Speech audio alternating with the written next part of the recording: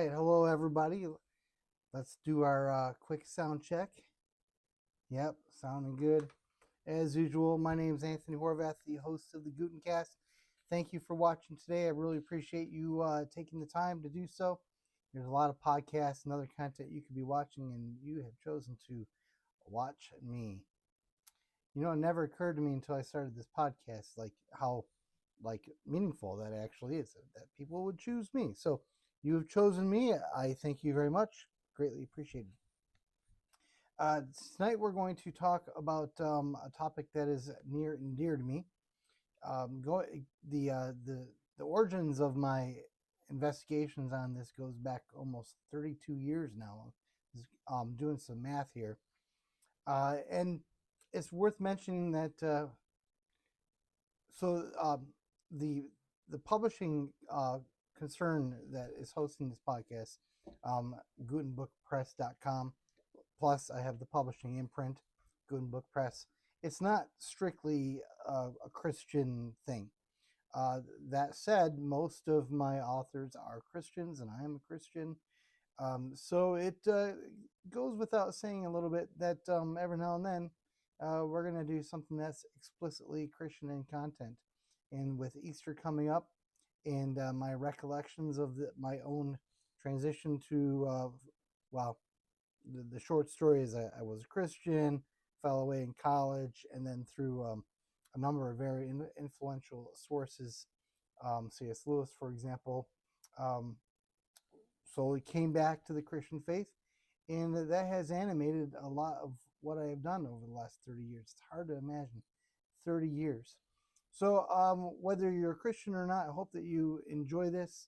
Um, if you're not a Christian, well, you know, you might still enjoy it, but don't be put off by the Gutencast.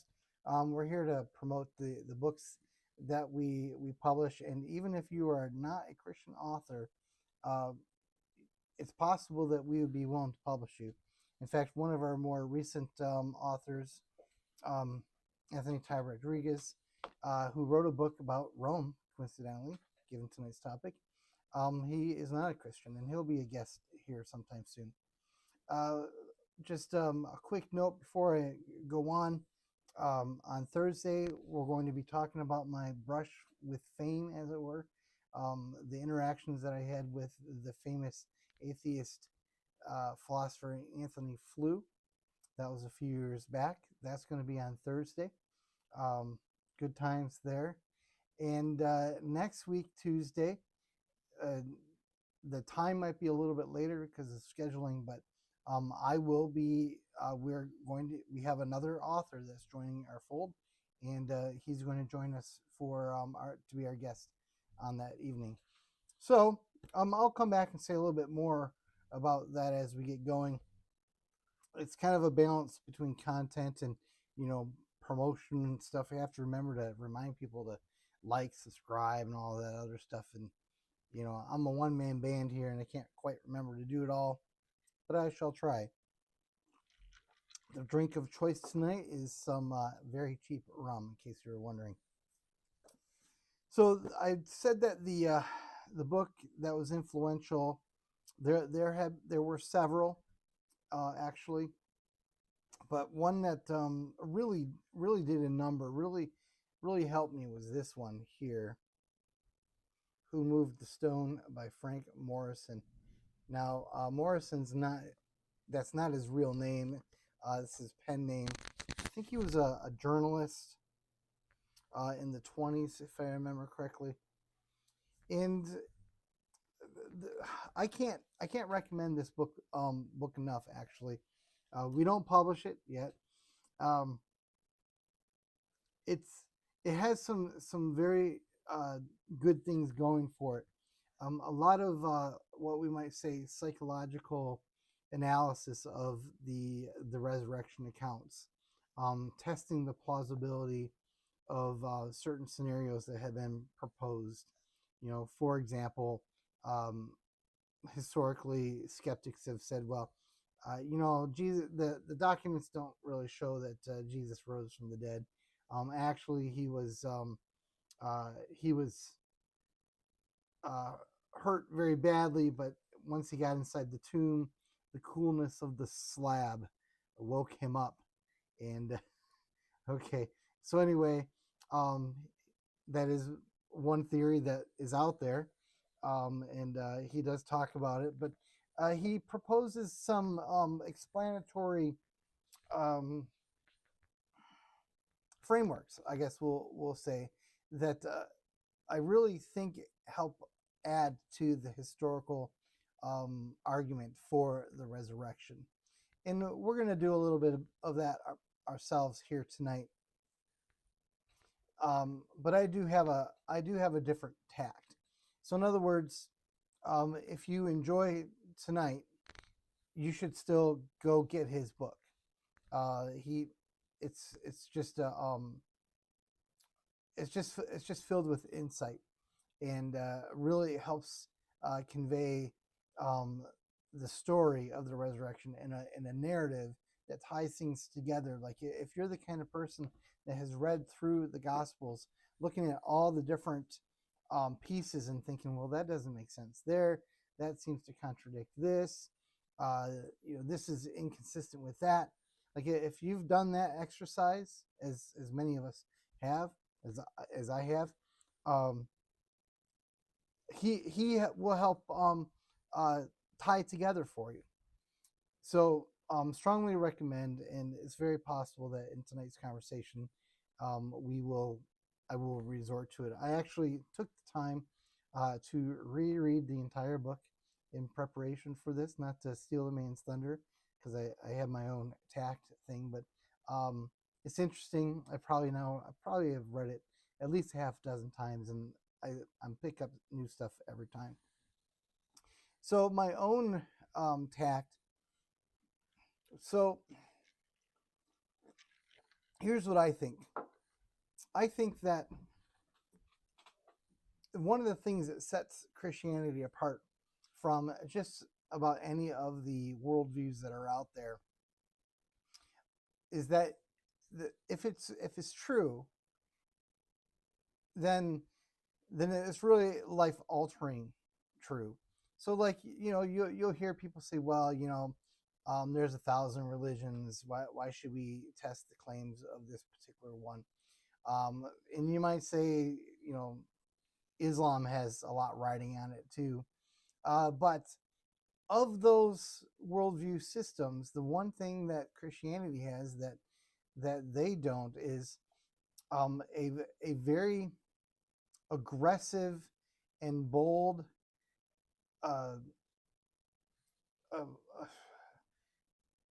letting it ride from the point of view of like this is grounded in actual historical realities. You can test it, you can examine it, you can probe it, you can research it. It happened in front of people. All the events occurred not in a corner, as Paul says in the book of Acts. This didn't happen in a corner. And I'm going to try to explain how the number of witnesses to this, even if indirectly, what is just beyond anything else in all of history. So like if you're thinking about, well, I need to figure out what's real in this world, and I'm going to go through the world religions and philosophies and such. Well, listen, Muhammad said that an angel dude came and gave him a bunch of new revelation. As far as I know, if I remember correctly, there were no witnesses to that encounter. Joseph Smith said that he received a revelation, including some tablets, and one or two people supposedly saw that. Joseph Smith, the founder of Mormonism, of course. But the golden tablets were taken away, and there's only the one or two witnesses, and there's not much left to go on there. Pretty flimsy thread.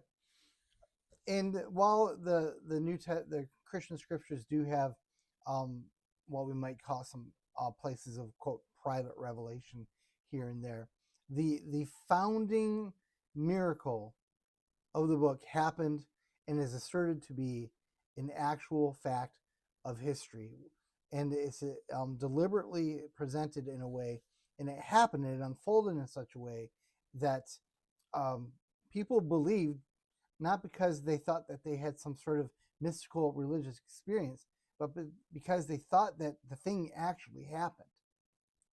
And that's pretty unique for the systems that are out there. It sets it apart pretty well. Now, so it's really tempting to get into like the meta debate over whether or not we should consider, but even bother considering Christianity or anything else. But I think I should say at least that if you are sort of at any level an honest surveyor of the world right now, and you have an earnest desire to understand it, and to know it's true, because obviously if you don't care about truth, then this is not for you, and probably nothing is really. Eat, drink, and be merry, I guess. Um, then there's certain things that you're going to want to explain. There's more than a billion Christians. There's more than a billion Muslims. There's more than close to a billion or thereabouts of Buddhism. Surely if you're an honest inquirer into reality, you'd want to understand where these things came from. Like, are all these people just wandering around, um, just kind of believing whatever they feels good to them, or is there some sort of foundational truth that are moving them? And yeah, Islam has some of those, and primarily the sword. Believe or die. So there's your evidence. But yes, that was a cheap shot, but it's my show, right? At any rate, I think you have to find some account for why these things exist, and then test whether or not they have some merit. So, like I said, we could really dive into that quite a bit, but probably tonight's podcast is going to be better suited for the people who are already kind of the mind. Truth matters. Christianity it's a viable thought that's out there. Let's see what it's got. All right, so I'm not going to get bogged down too much on the other part. I hope. So let me explain to you the way that I approach this, different than how Frank Morison did. So one of the things that really caught my attention when I first read his book and began analyzing the gospel accounts myself is that there seems to be no question and no doubt that whatever else you think, the body of Jesus was nowhere to be found. Like that would be, this is another thing that sets Christianity apart from a lot of the worldviews that are out there. It's fundamentally falsifiable. You could falsify it even like this minute, in theory, by simply producing the body of Jesus. Now, it would be a little bit difficult to authenticate that you have the very body of Jesus right now, but it would have been very easy to authenticate a little less than 2,000 years ago in Jerusalem, just a few days after Jesus was crucified. And there seems to be no evidence whatsoever anywhere that the body of Jesus was ever presented. So whatever else is the case, the body's gone. No one can find it. And in fact, in the book of Matthew, the Gospel of Matthew, that's the I'll just kind of read this real quick. This happens to be the NIV. This is shortly after the tomb is found to be open and empty. The guards run away. This is at the very end. The guards went into the city, reported to the chief priests everything that had happened. And when the chief priests had met with the elders and devised a plan, they gave the soldiers a large sum of money, telling them, "You are to say, his disciples came during the night and stole him away while we were asleep. If this report gets to the governor, we will satisfy him and keep you out of trouble." So the soldiers took the money and did as they were instructed, and this story has been widely circulated among the Jews to this very day, as of the writing.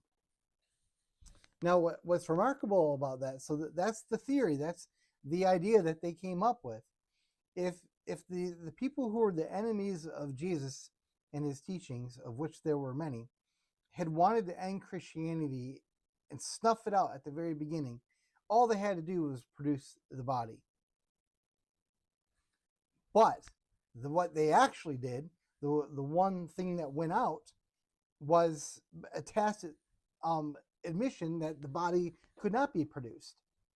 And they put it out there that it was the disciples that stole it, and that was their answer. But that answer admits that the body of Jesus is gone; it vanished. So that's I think that's pretty remarkable. And by the end of this, hopefully, we're going to have a little bit more insight as to why we can exclude and rule out certain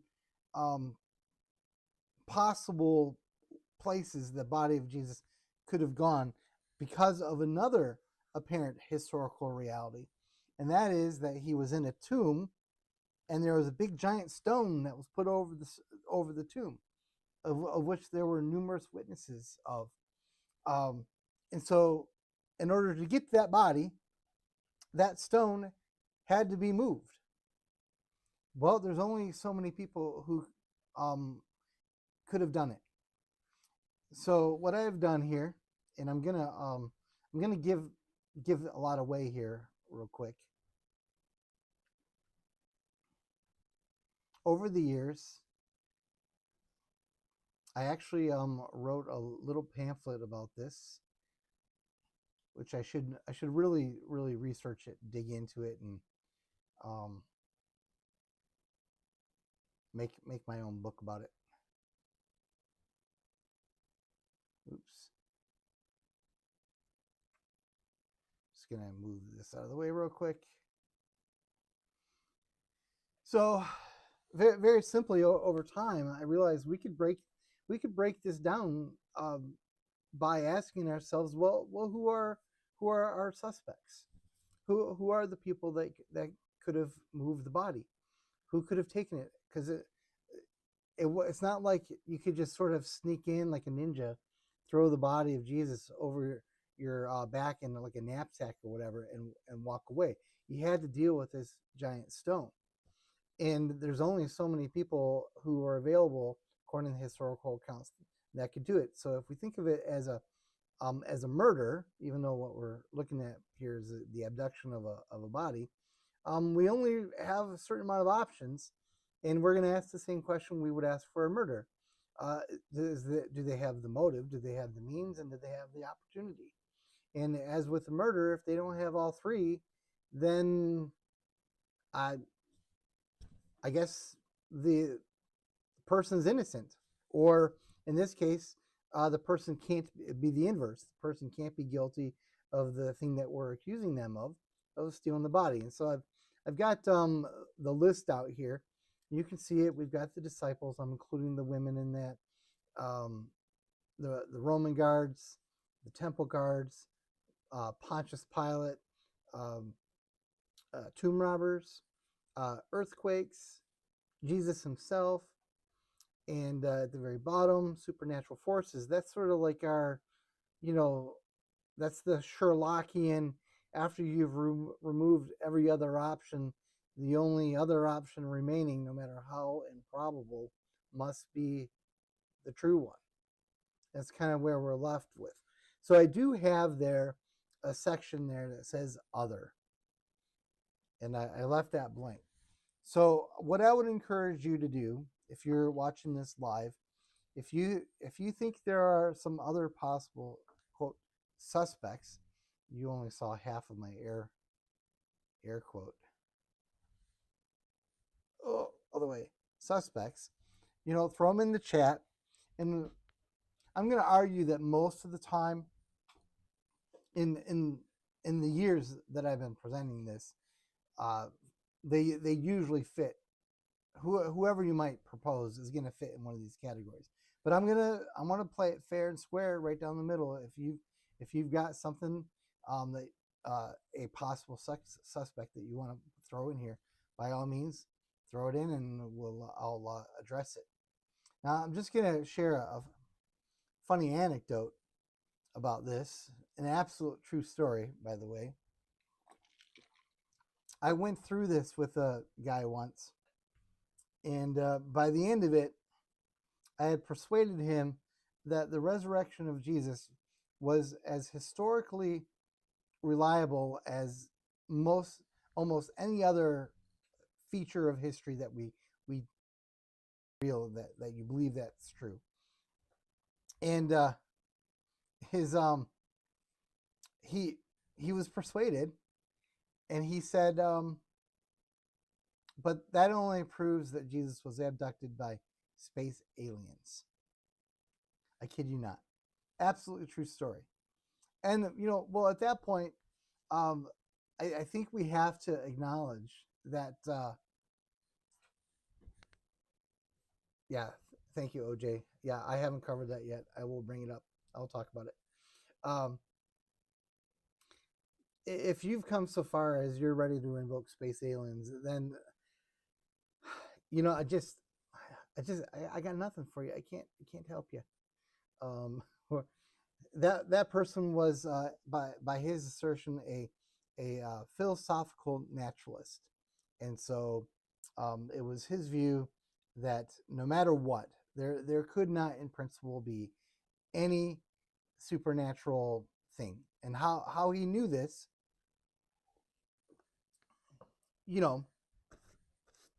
without having explored every square inch of the universe, I don't know. It seems to be a pretty big assumption that a mere mortal could make. But at any rate, it really happened. So we're going to go through the narrative, and we're going to appeal to this chart as we go. And I'm going to present some information that I think will help illustrate and put some meat on the bones to these X's. I already have too many windows. What is this window? Yes. All right. I do need to deal with that soon. Okay. So first we do thank you, OJ, for bringing up the question of, well, how do we know Jesus even existed? Obviously, if Jesus didn't exist at all, that kind of ruins the whole thing, does it not? Now, when Frank Morison was writing, the idea that Jesus didn't even exist was kind of the talk of the town. And then we had a period even now where the new atheists, just even 20 years ago ish, where they were talking about it was a live possibility that Jesus didn't exist. It seems to me that it has fallen out of favor, that idea. Now I don't want to really, we're not gonna dive too deeply into that question, because what we have to have as a starting point is we need to deal with the fact that some people they have a real problem with believing anything that is in an old document. Like if it was written 300 years ago, who could believe that? Well, who would possibly like lay down their life for something like that? Like the whole idea is preposterous. You could even I think there's even a sense where people would could say that not just old documents, but any documents, just because something is written down, it just does not have the same kind of epistemological weight as like actually seeing something. So obviously, if I could give an example, if I could produce a transcript of the O.J. Simpson trial, for example, You might read that, and even though you know that it's been transcribed verbatim by people who were actually trained to do so, you could easily see people, especially as the centuries go by, 400 years from now, 500 years from now, did OJ really say that, you know, if the glove fits, whatever that saying is, you know, but of course, if you saw it on video, that would be much more compelling, right? I think this is just a natural part of the way it is to be human. And that, in the same vein, then obviously to actually see it, to actually look at it and witness it happen in real time, that's going to have a whole nother level of epistemological weight to it. So now I get that. I don't want to be too hard on that, and I would say that Christianity gets it too. Um, for example, Jesus said, Judge Ito, no, the historical Judge Ito. Um, Jesus told Thomas after he appeared to him and said, "You believe because you put your finger in my side, but blessed are those who believe who have never seen me." And that's us, right? That's us. We get it. Um, he gets it. You know that the kind of proposition that we today are asked to make when we consider whether or not Jesus was a real person, whether he was really God, whether or not he really died and rose from the dead. That takes a certain level of intellectual integrity that the disciples did not have. I mean, the disciples, right? If we take the accounts on their face, they got to see him all the time, right? They saw the miracles. It should have been easy for them to believe, so it's kind of ridiculous that they had so much trouble believing sometimes. It's we who have the real outlay of courage, as it were, on this in terms of the intellectual assent, because we are being persuaded by mere words on a paper, a very old piece of paper, in fact. Now, the I could make I have made a lot of arguments about why it had to be this way. Like, you could say, why doesn't God just appear to everyone anytime they ask? Why doesn't he just walk down the street? That kind of thing. And I have a collection of essays called The Golden Rule of Epistemology, which you can pick up.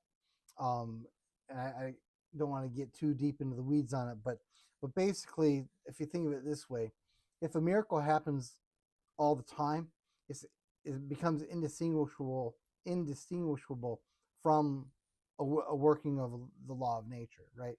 In order for a miracle to be recognized as a miracle, there have to be a pattern of behaviors that we see in the world that we ourselves are fully acquainted with and cannot break.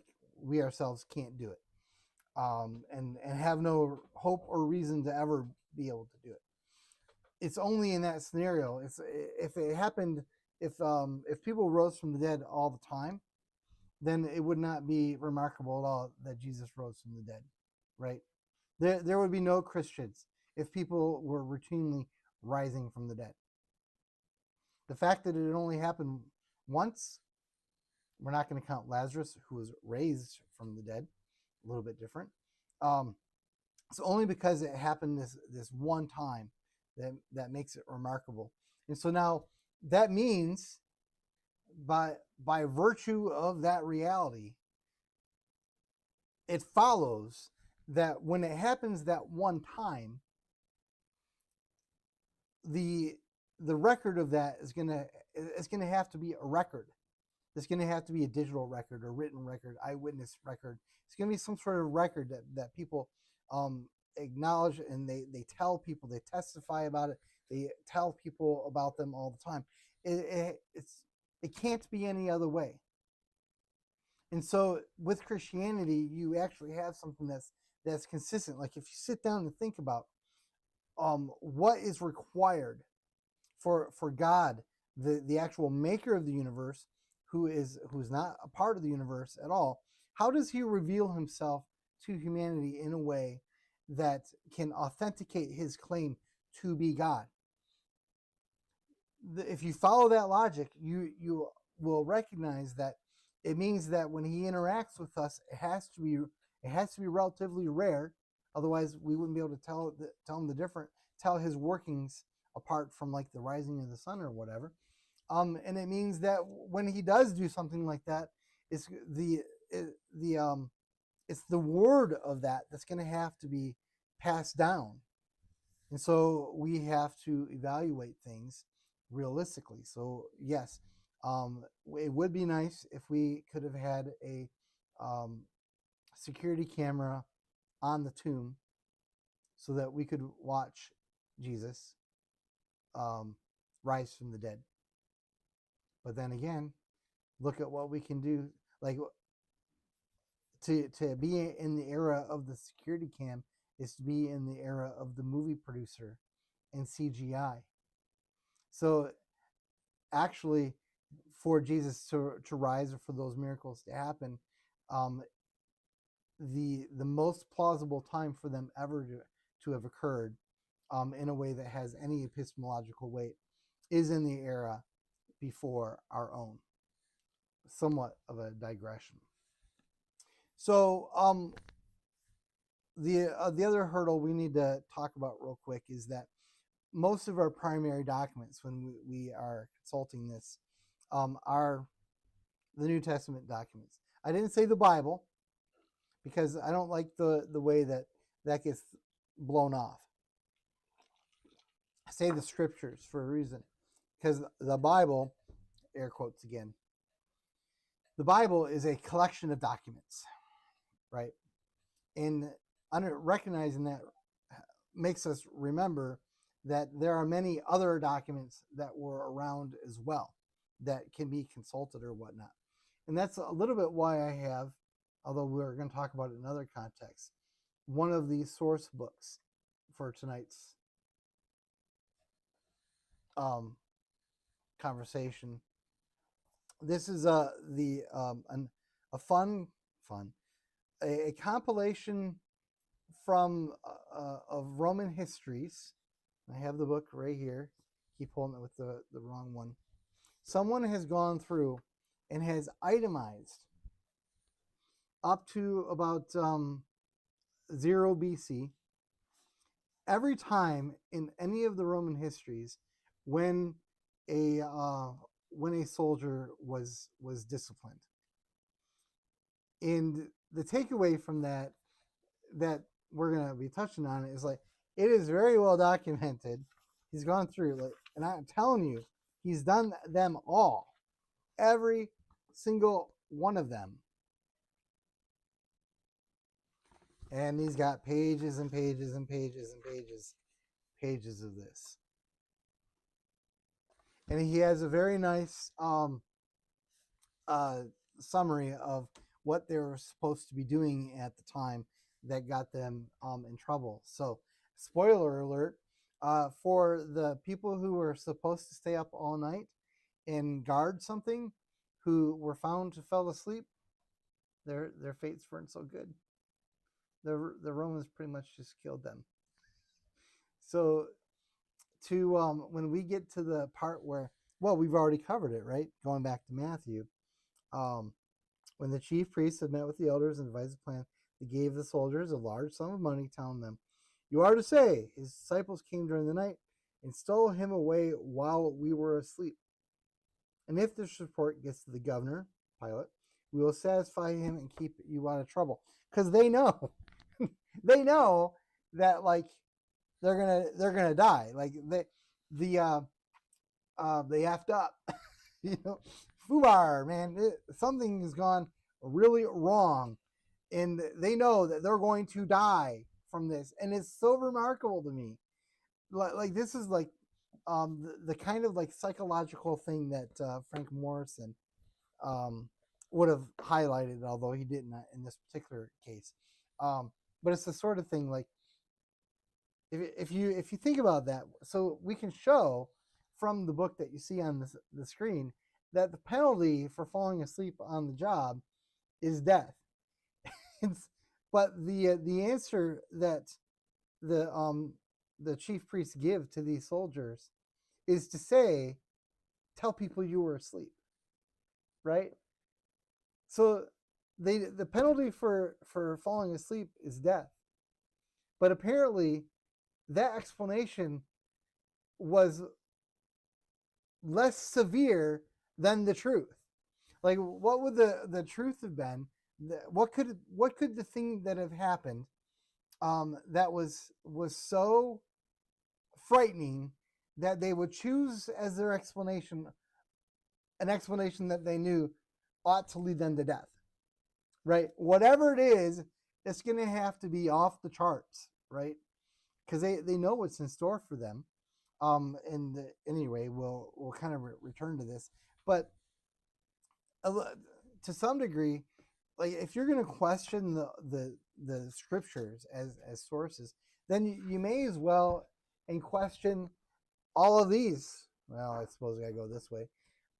Sources, all these Roman histories and all this other stuff. I mean, why not? I mean, be consistent. So, in other words, you kind of have the choice here of you can, if you want, you can just dismiss all of history, and if that's the way that you want to play this, then by all means, burn down all history, and then walk around the world, and you won't be able to explain anything, right? You won't be able to explain why on earth Israel is a hotbed of hatred right now, right? Because you're not allowed to resort to old documents to explain it. So I guess, what are you gonna do? Eat, drink, and be merry. I mean, it's ridiculous. But I do have to say one more thing before I can really dig into this. Some people will say that the scriptures themselves can't be trusted because they're biased, because the people who wrote them actually believed the things that they were telling you about. So this is a remarkable and stupid objection, not to put too fine of a point on it. So it'd be like calling someone as a witness in a murder trial, or any kind of trial, I suppose, and dismissing their testimony because they believe their testimony. So the only person's testimony that we can believe is the person who does not believe their testimony that they give to us. That person we can believe. The person who is going to lie is more trustworthy than the person who believes is true what is actually going to come out of their mouth. That is dumb. Now, obviously, there are advantages, epistemologically speaking, to hostile witnesses or neutral parties, that sort of thing. But when you're talking about eyewitness events, witness events that we know only because of eyewitnesses, it just stands to reason that, of course, they're going to believe what they say they saw, because why else would they be writing it down or testifying to it? So it's one of those things. I mentioned the golden rule of epistemology. It's a collection of essays, as I said, but the golden rule of epistemology is very simple. If by your reason you destroy reason itself, then you've got to get rid of whatever took you down that path. And so this rejection of eyewitness testimony, merely because the eyewitnesses believed that what they saw was actually what they saw, that's really the end of all eyewitness testimony. You've just killed it all.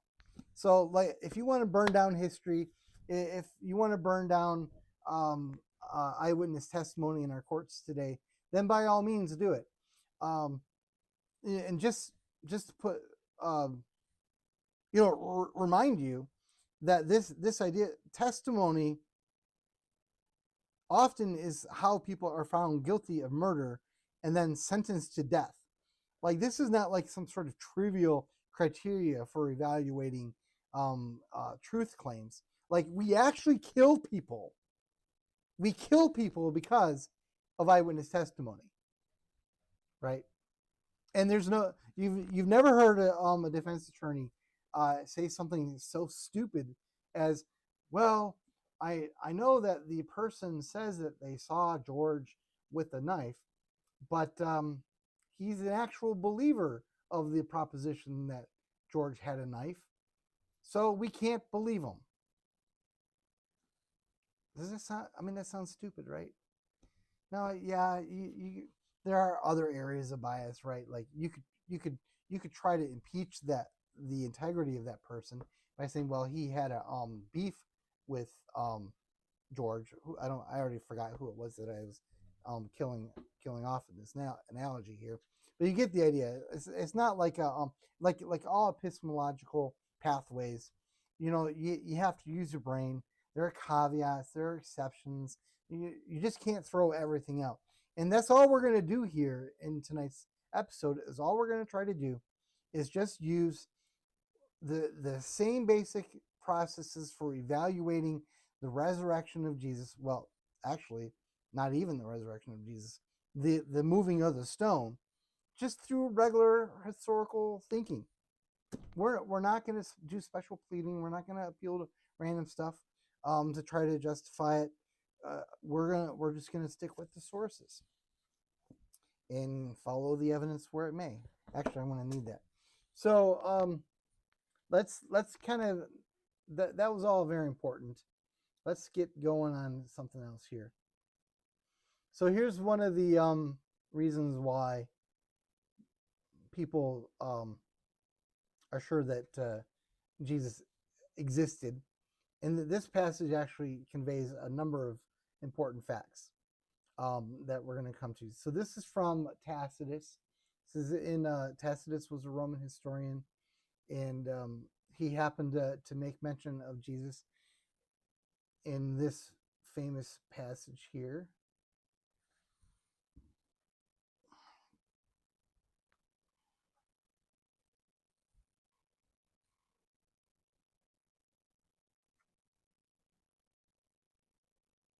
So Tacitus was not a Christian. He's writing about 100 AD. So, 60, 70 years after this. He had these huge histories of Rome. So going back hundreds and hundreds of years from when he was writing. But here's the thing. There's a lot interesting about this passage, but Nero, remember that whole thing about Rome burning? Nero was taking some political heat for this, so he decided to torture Christians, and he decided to choose the Christians of Rome. And so here you have an explicit mention of Christus, from whom the name had its origin, the name Christians. He suffered the extreme penalty. That's an explicit reference to crucifixion. Gives us the time and place during the reign of Tiberius. He tells us who carried it out. It was Pontius Pilate. It tells us where it began, in Judea, and then it moved to Rome. And this all happened. So Nero, the burning of Rome under Nero was about 65 AD. So what I want to call your attention to in this, yes, this helps us corroborate that Jesus really existed without using the scriptures, the Christian scriptures. We've established that he was crucified without using the Christian scriptures. We've established that it was Pontius Pilate who did it. When and where, all without using the scriptures. But this means this is only like if Jesus was killed and rose in 33 AD, which is one of the numbers that's out there. I like it. This is 65 AD ish. So within 30 years, Christianity was able to spread so dramatically that Nero was able to find enough Christians to set up in his city in Rome, okay, not in Israel anymore, but in Rome itself, and set on fire to cast light on for the city. That's in the next section here. Let me get rid of me for a minute here. So what he did was,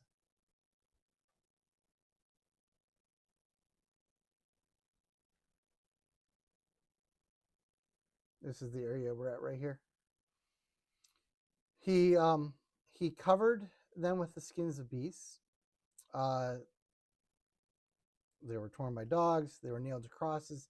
They were doomed to the flames and burnt to serve as a nightly illumination when daylight had expired. And this was such a fiasco, such a spectacle, that it says that even the people of Rome were like, "Wow, that's a little far there, Rome, Nero, a little crazy." But what do we take away from this account? Well, first of all, we have a large number. Now I'm going to get myself back here, because if you don't see me moving my hands around, it's just not the same. Here we go. So from this is Tacitus. He's not a Christian. This is not the scriptures. This guy's indifferent to the Christians, if anything. There are enough Christians in Rome that Nero is able to make a spectacle of them. And here's the thing. Something has so persuaded all these people only 30 years after the event. They could not all have been witnesses in Jerusalem, right? So this must have spread in some way, in a way that convinced people to actually be willing to die for Christ in this amount of time. So, like, I'm going to ask you a little bit later, how do you explain who moved the stone? Maybe that question is just too close to religious for you. Well, okay, then just answer this one. Start with this. What happened in Judea that inspired so many of them to spread the word that even people as far away as Rome were willing to go to their violent deaths in great numbers? Something must have happened within 30 years. What's your explanation? I think if you are an honest person who wants to understand the world, and you're aware that today there's like 1 billion Christians, you could just be contemptuous of them, or you could say, "Wow, maybe there must be something to it, right?" This is pretty remarkable, in my opinion. All right, so let's and hopefully yours too. I want some feedback. Is anyone else as shocked by this as I am, like from a historical point of view? This is your chance, live viewers, to chime in. And while I'm waiting to see if they do, just as a reminder, Tacitus is not a Christian. This is less than 100 years after the events in question. It's in Rome, not Jerusalem, and it's anyway pretty remarkable. All right, so the chat room is silent, so I shall continue. Okay, so let's set the stage of this event. This is important. It would be impossible to go through all of it. So I'm going to try to catch the high points here to try to make this argument.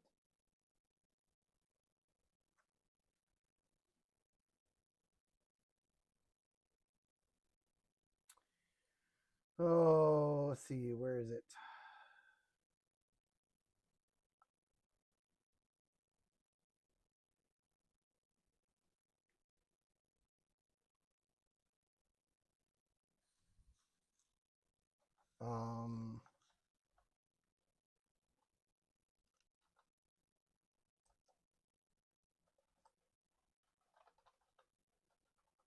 Here we go. Got it. So this is the part that I want to be talking about here. Okay, so let's get the setting here.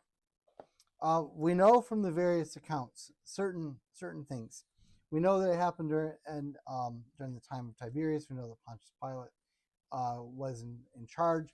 We know that Pontius Pilate and the priests had a real butting of heads on this. This is a point that Morison really accentuates. Like he makes the argument that they would not have, the priests would not have even tried to get Jesus sentenced to death the night before the Passover unless they had some sort of pre-agreement with Pontius Pilate. But then the following morning, Pontius Pilate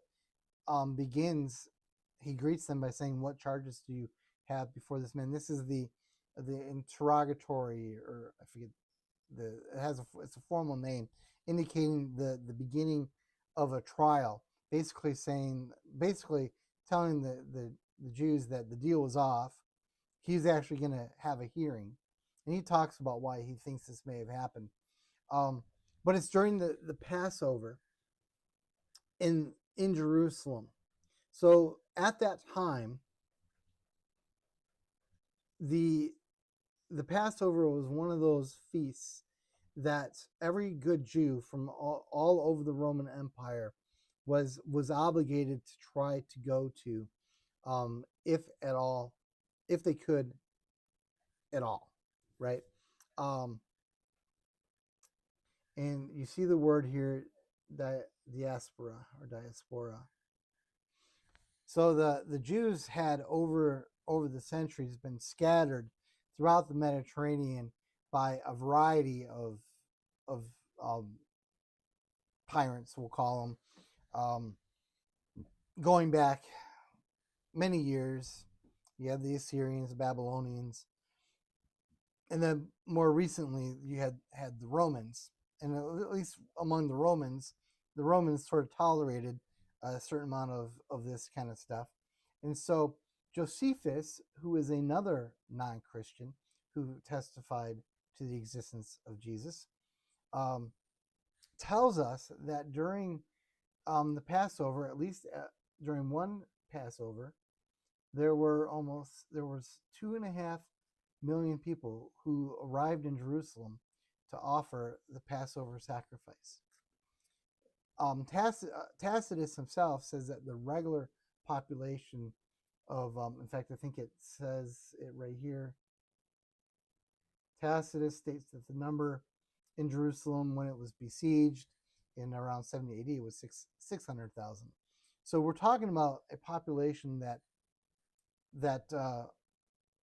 is almost 4 times as many. And now, if you look at a map of Jerusalem and you look at the scale, you're talking about a 2 square mile area for these 2 million people to congregate in. So now, even if you think it's 2 million is an exaggeration, and this link seems to suggest that it could be, it's probably at least double the 600,000 that Tacitus refers to, right? And the reason why this is important is because the backdrop of the events that we're going to be talking about is so many people in Jerusalem, in the city of Jerusalem, in the hills of Jerusalem, in the surrounding villages of Jerusalem, in tents, camping out. There are so many people in Jerusalem that to hide a body, to sneak a body out through this mass of people, just borders on the insane to even suggest that you could actually do it. So this is an important part of our understanding of the scene of the crime, as it were. Now, I don't know if there were people actually in the burial area. I'm not aware of historical evidence that people were camped out by the tomb itself. I can't show that, but if the contention is that somehow someone came, they moved the stone out of the way, they grabbed the body out of the tomb, and then they tried to make a getaway through, like, in the middle of the night. They're at some point, at many points probably, they're going to be like stepping over people, right? And with that number of people, you can be sure that there are people who are awake here and there, quite a few scattered, light sleepers, whatever you want to call them. If you're talking about 1 to 2 million people in a say we'll say a 3 square mile area, all there for the Passover, you're not going to be able to conceal it, and the rumor will spread very quickly that, hey, I heard that that someone stole the body of Jesus. The tomb was empty. Oh well, yeah, it just so happens that I saw a guy carrying a very large sack of potatoes out through the Kidron Pass. I thought it was kind of odd at the time. Like, it only takes one, and there probably would have been hundreds to get this body out, to get the body out. So when I go through the scene of the crime as we proceed, never forget that there are hundreds of thousands of people all around. They can't all fit in the various inns in Jerusalem or in Bethany. A lot of these people are camped out in the hills. They're all over the place. Okay. The other thing that I need to draw attention to here. Let's get rid of this for a minute.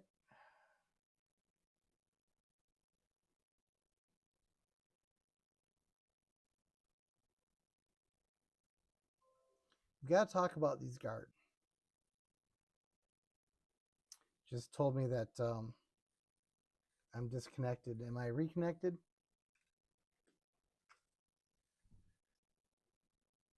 It says reconnection successful. Okay, so we're back. All right, thank you. Yes, that's right. JB brings up a very important point. If you're making this trip from Spain or Egypt or from faraway places, you're such a devout Jew that you're gonna take your family on this very expensive trip to Jerusalem so you can kill your lamb. You're not gonna mess around with hauling around a dead person, which would make you unclean and unable to attend the very feast that you did all that work with. So it would be a special kind of loser that that would have done this. You could not tell I was disconnected. Well, I'm not sure. Anyway, it did tell me I was disconnected. So anyway, this is a little book. I don't know, an ebook. It started out as a blog post, and I need to find it here so I can scroll.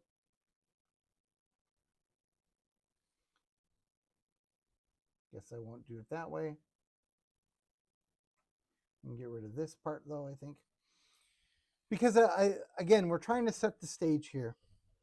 And if I had another 3 hours, I would go through this like step by step by step. You would kill me. We'd be doing a murder trial of me. One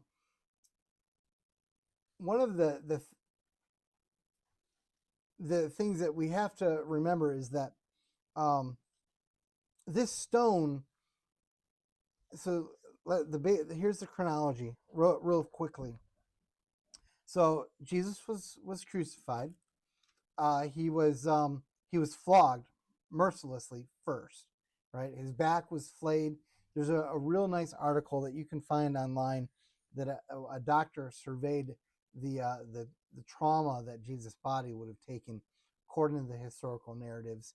And remember, Tacitus himself testified. He said that the records that he had show that Jesus suffered the extreme penalty, which is crucifixion.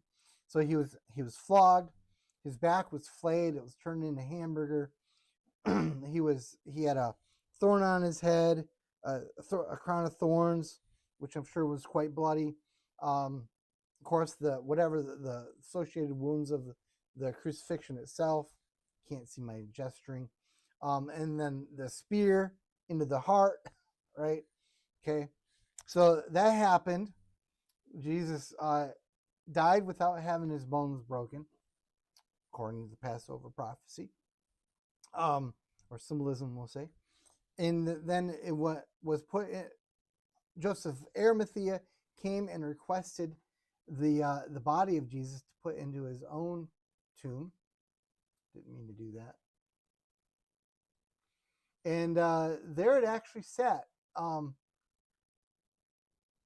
This is kind of crazy, but for about a day, Jesus' body was unmonitored, as near as I can tell. There's no documentary evidence of people watching it. And then because the Passover was coming, that was the big rush, right? They didn't want to be unclean for the Passover, so they had to get this execution over with quickly, and they had to get the body buried quickly. So Joseph Arimathea came. He asked Pilate if he could have the body. Pilate was mad at the Jews and was like, "Yeah, heck yeah, take the body," just to give him, spit in the eye kind of thing. Joseph Arimathea put him in his own tomb, and then for about 16 to 20 hours or so, the body was by itself. I'm sure there was people around the garden, we're not in the garden anymore, around, but no dedicated guards. And then the chief priests had a revelation, a realization, because remember the whole way that they were able to get Jesus killed. First in the trial, the midnight trial that they had, it was the claim that Jesus said he's going to raise himself up after 3 days, right? And it's like you can almost see, like, as the days going on, they're like, oh no, like, what happens if the disciples come and steal the body and start claiming that Jesus did rise from the dead? Then things will be really screwed up, right? So they very hurriedly rushed to Pilate, who's not happy to see them. You can almost see his contempt. And it says, this is in Matthew.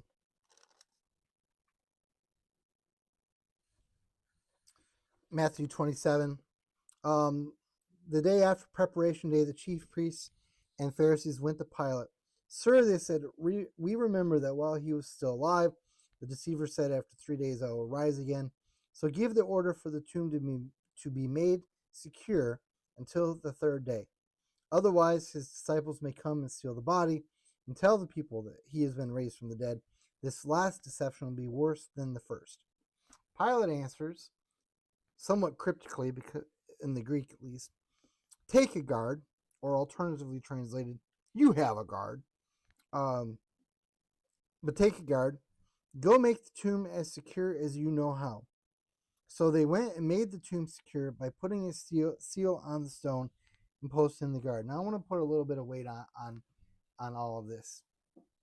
So from this, what we have is the Jewish leaders saying, we've got to prevent something really bad from happening, so we need guards. Now, my buddy, almost the only thing that I disagree with Frank Morison about it is he is pretty confident that it was only temple guards. That Pilate actually, he said, it was, you have a guard, you just take care of it. You have your own guard, kind of thing. But later on, in the passage I already quoted, the chief priests had met with the elders and devised a plan. They gave the soldiers a large sum of money. That's a Roman thing. That's not like temple guards. I think that there were both. I think that they went with a Roman guard and Jewish representatives, temple officers, probably the same people that arrested Jesus in the first place, possibly. Now, the problem here is that I think this is one of those times when Christian art has let us down. it has given us a false idea of the reality. If I can just scroll down through my, like if I were to ask most people how many guards were there, well, 2, right? Because that's all you need for good passion plays, 2.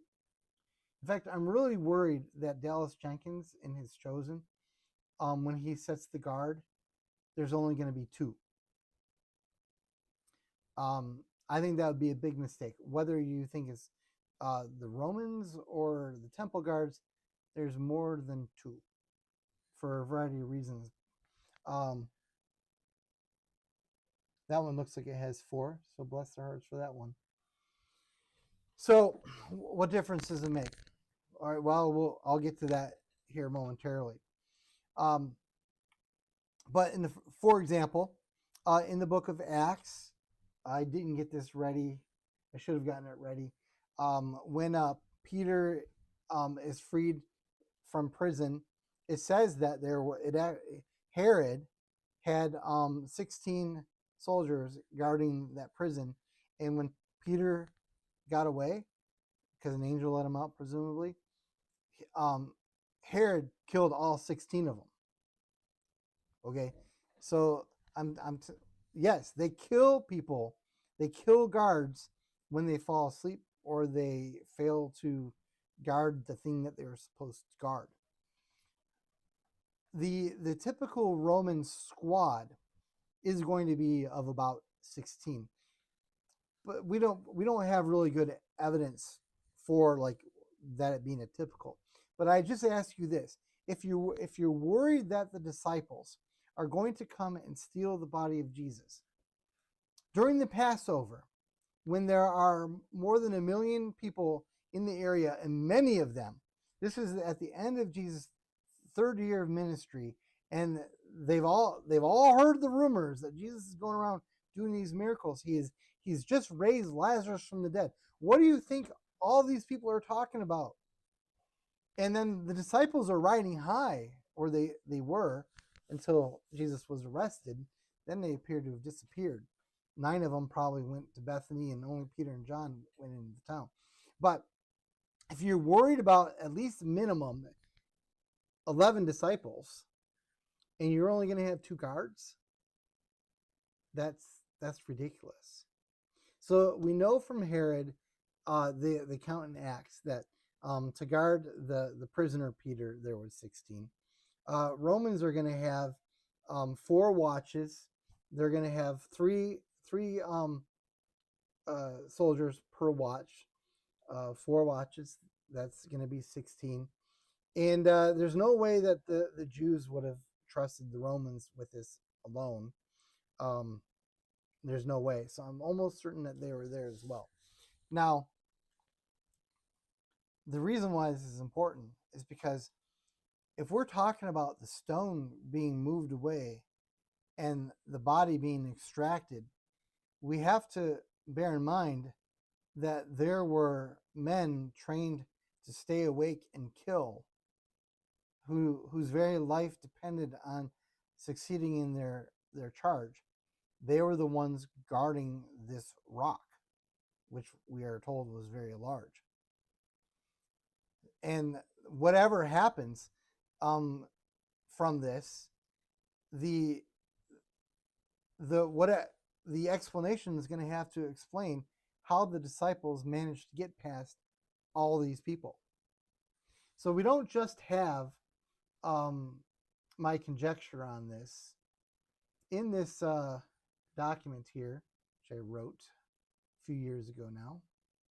Oh, here you go. Here's my it was Acts 12:4. Herod dispatches 4 squads of 4 soldiers each to guard Peter. There are other historical documents. Okay.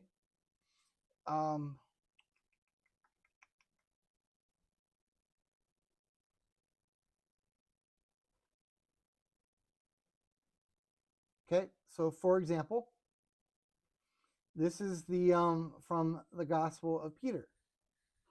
So we're dealing with this from a historical point of view, right? We're not pigeonholing ourselves into a purely religious argument, like a narrowly Christian apologetic. We're looking at all of the data that's available, and even though it's not as popular as the quote Bible, there are other historical documents of the time. And the so-called Gospel of Peter, as you see there, is dated anywhere from between 70 and 160 AD. We're not really sure where it came from, but look what they said. It's this roughly the same account, and it's very early, right? Christianity is not been accepted throughout the world yet. This is pre-Constantine. You can't. I don't know if you can read it with me highlighting it, so I'm going to unhighlight it. They say, "Hey, give us." They go to Pilate, give us the soldiers that we may guard his tomb for the 3 days. So that part's the same. And Pilate gave them Petronius, the centurion, with soldiers to watch the tomb. Now, it doesn't really say how many, but centurion, if my math is right, is the Roman word for 100. Does anyone know their Roman units? I believe this man is in charge of 100 men. I believe that's the whole point of being a centurion. At any rate, this is a top-notch guy. He's the well-trained dude. They even give us the name. And it says the soldiers came, and there were elders and scribes with them there as well. And they were there with the soldiers. They rolled a great stone to the entrance and plastered 7 seals on it. Then they pitched a tent there and kept watch. Then, as the Sabbath dawned, there came a large crowd from Jerusalem and the surrounding areas to see the sealed tomb. During the night before the Lord's day dawned, the soldiers were keeping guard 2 by 2 in every watch. So I guess there you could say you only have 2 people. There came a great sound. The stone rolled away. Now, from this, we have a corroboration of what we saw in Matthew, right? In Matthew, it says that the tomb was sealed. It was secured. Now, you just know that before they sealed that tomb, they made sure the body of Jesus was in there, because if it wasn't, they knew that like later on they'd be killed, right? Bad news. Okay, so this passage is fairly early from a historical point of view, within 100 years or so of the event. We have everyone there, and this is what I mean. You got the Roman soldiers there. You got the temple guard that are there. You got the people from the countryside that are there. This is not happening in some sort of idyllic, sort of like quiet place, a serene and solitary moment, the way that we might think of it in, when we romanticize the Passion play. And, I've seen this in a lot of our Passion art. Like, it's just like this serene kind of setting where there's not really anyone around except for 2 guards maybe. No, man, it's probably really crowded with people. That's why when everything goes to pot, there's not even any question. There's no possible way that they can end Christianity before it begins by saying, "You idiots, we have the body." Because there was all these witnesses to the tomb opening somehow, and the body being gone. And the only explanation that they dare to circulate in all of this is that the disciples somehow snuck in past these train guards in the midst of all these people who were in the countryside, stole the body, threw it over their shoulders, and threaded their way in the dark, over the sleeping bodies of who knows how many hundreds of people. The same story was in the report to Pilate. Gospel of Nicodemus also has it. It's right here. They crucified him, set guards over him. He rose again while the soldiers were keeping guard right here. And again, we have a repeating of the news They give money to the soldiers. So we don't just have the scriptures giving us testimony to these things. Now, these books that I've talked about here, they're not accepted by the Christian church as canonical. That doesn't mean it does not mean that they don't have value as historical documents, though. I went in and talked about the Greek of this. So anyway, we've only got about 15 minutes, so I'm going to go back to my list of suspects, because I think I have set enough groundwork now where we can go through our list of suspects and start ruling them out as well as I can in an hour and a half anyway. Okay, let's just start at the top. The disciples. Motive, sure. I actually think it's a strain, because like if they actually believe that he was the Messiah and he was killed, I don't quite see the affection that they might have had. I perceive them as would have been extremely disappointed in what had happened and completely disillusioned with Jesus. But let's just say, at a personal level, they thought he was a swell guy, and they wanted to risk death by stealing the body somehow. So let's just go with it.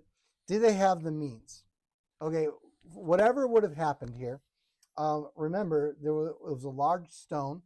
You're going to have to probably need in the dark. In the dark, you're going to need tools of some kind to move the stone open. You're going to need torches so that you can see what you're doing. You're talking about a job that's going to require 6 to 12 people. So maybe you could say they would have had the means. There is a problem. The documentary evidence shows that 9 of them fled for the hills. After the Garden of Gethsemane thing, only Peter and John went into Jerusalem. The other ones went the other direction, and that other direction was Bethany. Now, see it from their point of view. Those 9, because remember, there's not 12 total anymore, because Judas is no longer part of this. From their perspective, they just witnessed Jesus be arrested, and John and Peter disappear from their view. So from their perspective, for all they know, Peter and John have also been arrested. So the disciples are thinking that they're next, right? And as the rumors come out from the following day from travelers from Jerusalem into Bethany, although remember, it's the Sabbath and it's the Passover, so there's not going to be as much traffic as you think, because they're all focused on what's going on in Jerusalem. And of course, you're not allowed to walk more than 200 steps on the Sabbath, or whatever the Pharisaical rule was. So they they really don't have the means and the opportunity, actually, because they weren't there. There's only 2 that we can show to be in town. The other 9 were gone, and good reason to think that they figured their life was on the line if they even try. So would they have even been able to find out where Jesus was buried? But even so, no matter what, they're not going to have the means, because what did I just explain? All the documentary evidence seems to show very vividly that there was a pretty good sized detachment, at least enough to counter the disciples, which was the whole reason for summoning them in the first place. You're worried about 12 disciples, you're going to have at least 12 soldiers, in my opinion. But there was probably both Roman soldiers and temple guards as well. So they don't have the means and they don't have the opportunity. Okay, so now we'll move to the Roman guards. Clearly they have the means and the opportunity. They're there. They got enough men. They were able to open the tomb, to inspect it, to make sure Jesus was there before they put the seal on it. If they did not do that, they were complete idiots. And I think that if your life is on the line, you're going to make sure the body's there. I think psychologically speaking, it's ridiculous to think that they did not do that. So we know they have the means. We know they had the opportunity, that they were there, but now we look in vain for a motive. And worse than that, we could even we could strip away the opportunity, because yeah, they could move the stone, but the Pharisees and their people are there too. So they're not going to get away with it without being seen by the Jews. Which brings us to the Jews. So Morison believes only the Jews were there. Okay. Either way, I don't know if you can kind of lump them all together. Yeah, they have the means and the opportunity, but where's the motive? The whole reason why they are there is to prevent the thing that happens. So what is your motive? We don't. I mean, you can make up something, I suppose. Maybe one of them ate bad fish and was hallucinating, and he killed his brothers who were sitting there. And then he moved the stone, and he was really hungry, so he decided to eat the body of Jesus, and that's why we can't find it. I guess if you're a philosophical naturalist, that's the kind of absurdity you have to entertain here. But the Roman guards and the temple guards, they do offset each other in the sense that neither is going to be able to get away with it without being seen by the other. But at any rate, the whole reason why either of them are there is to prevent this thing from happening. Which brings us to Pontius Pilate, who I think is somewhat of a special case. Because Pilate appears to be really annoyed by the Jews, and you could almost see that he would have the motive, possibly, just to stick it to the Jews, to instruct his Roman guards to steal the body. But they can't, because the temple guards are there. So he's thwarted. But if you get to know Pilate, find out he had a lot going against him. He'd already been reported to Rome several times because of his brutality, and had already been warned that the next time he was out. So it's from a net point of view, we're not going to be able to find a motive. The only means that he has is by employing the Romans, and the Roman guards, which, if you're Morison, weren't there at all. But on the other documentary evidence that I produced, he would have been confronted from doing so by presence of the temple guards. Which brings us to tomb robbers, which I believe was something that was actually thought about at some point. Well, so yeah, tomb robbers clearly would have the motive, because who doesn't want to break into the tomb of a crucified victim who's had everything of value stripped away from him and rifle through the cloth that's there during the Passover, when there are more than 1 million people all around. Yeah, so the tomb robber theory, they're competent to be able to do it. They have a motive to be able to do it. But and all those guards in front of the tomb might tell them, we might want to come back and check this tomb out. There must be something mighty special about this tomb. But they're not going to do it while all those guards are there, and they're not going to do it while the countryside is filled with people just sleeping for the Passover. A different time for the tomb robbers. I've actually heard the earthquake theory out there. An earthquake moved the stone out of the way. So follow me here on this conjecture. You've got 20 or so good, strong, burly men standing in front of a tomb with a big rock in front of it with the seals, make sure that everything's all right. And then there's an earthquake. And the earthquake has the good sense to wiggle the rock up the track, or however it was, to move the rock away. And then this earthquake. This is a remarkable earthquake. The earthquake then continues while the guards are just standing there, I guess, to begin to shimmy and shake the body of Jesus. He's moving now. He's shimmying and shaking. He falls off of the slab, and then he continues to vibrate because of this thing right past the Romans or whatever guards you want, and disappears into, I don't know, I guess he just keeps going to Galilee, I guess. The dead body of Jesus, because of the earthquake, just manages to vibrate its way past 20 burly men and a whole countryside filled with good, devout Jews there for the Passover.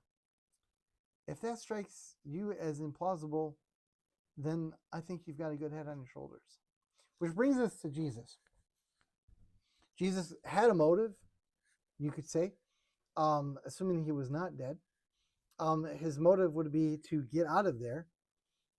But we're going to deny him the means, because we've already gone through and we've talked about the physical things that would have happened to him.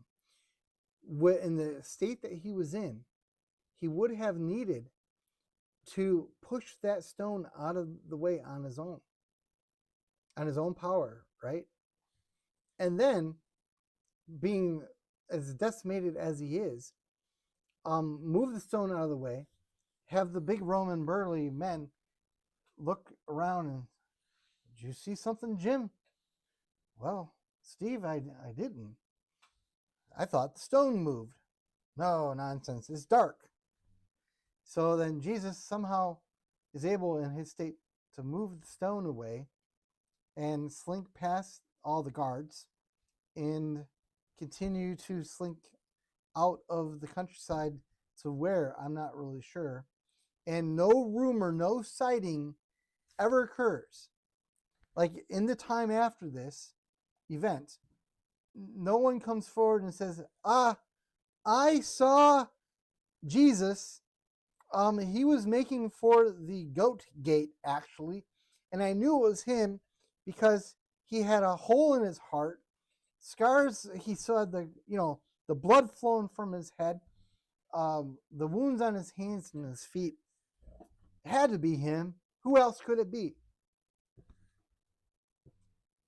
The point being from this is that, as absurd as that whole trajectory of thought even is to consider, that person, if he begins appearing to people, does not convey the idea that he has defeated death and that he's actually risen from the dead.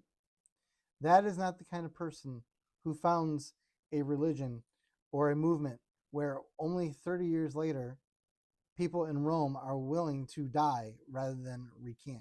Die horrific deaths, being eaten alive by dogs, coated with oil and set on fire to light the city of Rome. That person that is described, the body of Jesus as destroyed like that, so somehow manages to live, does not persuade his followers to also die in that way.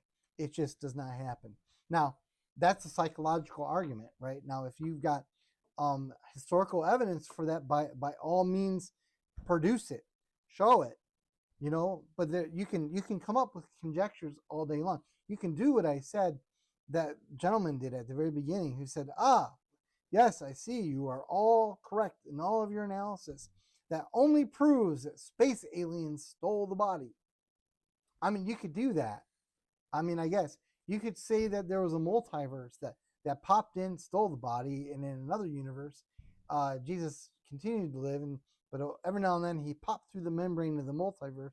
I mean, you could do that, and maybe as a speculative conjecture, I mean, it could work. But don't pretend to be the reasonable one, okay? Don't pee on my leg and tell me it's raining. That's all I'm saying. So we've pretty much gone through all the possibilities. Now, any other possibilities that you might want to cite are going to be blocked by the presence of these guards, and also blocked by what would follow over the next 2 months to 30 years, because it was only 2 months after this. It was the Feast of Weeks. It was at Pentecost. Everyone floods back to Jerusalem. All the Jews flood back to Jerusalem if they can. And it was there that Peter and the disciples did this great big speech. You killed Jesus, but repent and be baptized, that kind of thing. And it says that thousands were persuaded. And at no point, as the Christian church just explodes into existence, with thousands being added daily, in the very place, at the scene of the crime, in Jerusalem, not in Rome, not in Galilee, not in Bethany, in Jerusalem, where Jesus, where he was said to have been killed, and everyone knew it, right? Because there's 2 million people who were in Jerusalem, possibly a very large number, more than normal. At the time, heard all the rumors. At no point did someone say, no. Here, we've got the body of Jesus right here. That never happens. And I think that's one of the things that we fail to appreciate when we sort of piece together the biblical narrative on this. We forget some of the underlying factors that would have been very real for them that we don't think about, and they were so obvious to them that they don't even tell us in the New Testament or anywhere elsewhere. Just like, for example, and there was a movie that I saw once that talked about an investigation that I believe it was the Jews, it could have been the Romans, did to find the body. And the movie was okay, but I was impressed by the fact that they actually had that. And I submit to you as a no-brainer that the chief priests did an investigation. Maybe the Romans didn't, but the chief priests did. They wanted to get to the bottom of this more than anyone. And anyone else, any of the other Jews could have done so as well, because all they had to do was like walk a little ways. If they were in one quarter of Jerusalem, if they wanted to go check out the tomb themselves, they could have gone and done it. They could have examined it. The Christian church exploded in the one place where everyone had, the people themselves had the means, motive, and opportunity to have an investigation. And when it was all said and done, thousands of them did that investigation. And when Peter came and said, hey, Jesus rose from the dead and he's calling you to be his disciple too, you can receive the forgiveness of your sins, all that stuff. They were primed to accept that, because by that point, almost 7 weeks, all these enemies of Jesus, it had all been vetted. All the claims have been vetted. All the excuses have been vetted. All the rumors have spread far and wide among the Jews themselves.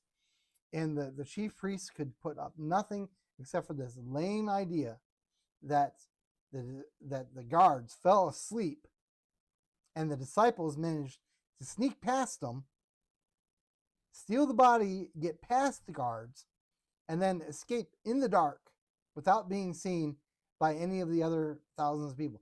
Like, that's not in the Bible, like, because it didn't have to be in the Bible. They didn't have to write it down, because it's so stupid that no one could possibly believe it.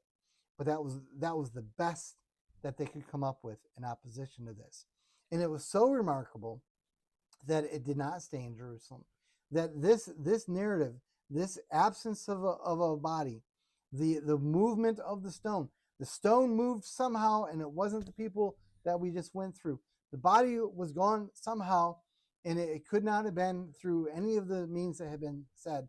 And it even persuaded the Gentiles, pagans, in Jerusalem, or excuse me, in Rome and elsewhere in Antioch, who heard this and were persuaded by the evidence of the absence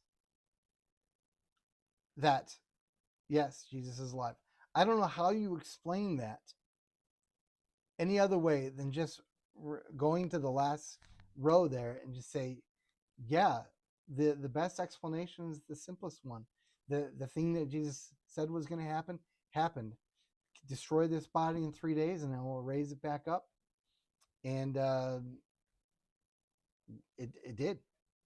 That's the simplest explanation, and it's supported by the documentary evidence, and it's supported by the actual unfolding of history. Right? It's really hard to explain what Nero was able to do in Rome with all those Christians, if not for a giant catalyst like this. So no one has given me any other options. I know I've gone over a little bit of time here. There's so much to cover. It's so frustrating having all these things in my head that I wanted to say that I did not say. There just wasn't time to do it. But I think I need to questions or comments.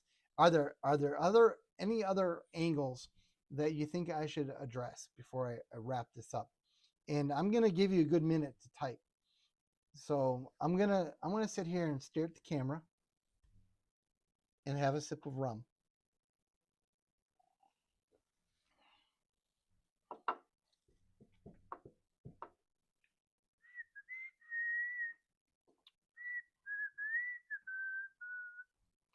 And I realized that I did not stop in the middle like I was planning on, and plugging the Gutenberg Press website again. The book, well, because you're typing right now, right? This book is available on Gutenberg Press. It's in the link in the description. I actually do have a Tacitus book available at Gutenberg Press as well. Do not have this one by Frank Morison available, but I would strongly encourage you to do that. Next, this upcoming Thursday, I'm going to talk about the letters that I exchanged with Anthony Flew, who was an atheist who abandoned his atheism at minimum. Whether or not he became Christian, I don't know. Probably, possibly. I'm leaning towards that he did. I had an exchange of letters with him, and played my own little part of history. Did the Roman Empire ever even exist, though? Yes, that, right? We'll just never know. We'll just can't tell. And then actually, I think that is a really good way of asking it, because if you just start tossing out stuff, you end up tossing out everything. So maybe Jesus didn't exist. Well, then who wrote about him? The disciples. Well, did they exist? Well, then what about the people the disciples converted? Did they exist? What about the people that they converted?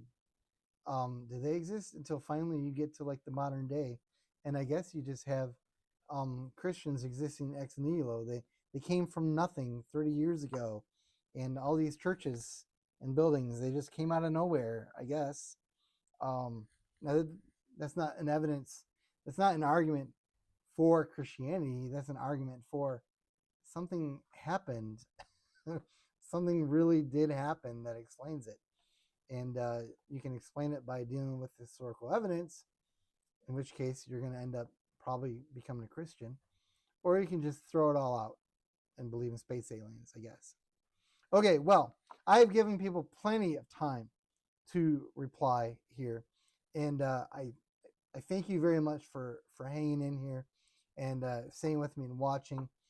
Feel free to post questions if you got them. Remember, Thursday we're going to talk about Anthony Flew, my little thumbprint on the historical record of our century, actually. And next week for our guest, we're adding a new author to Gutenberg Press, and he will be my guest there as well. And hearing no objections, I now bid you good night. Thanks again for watching.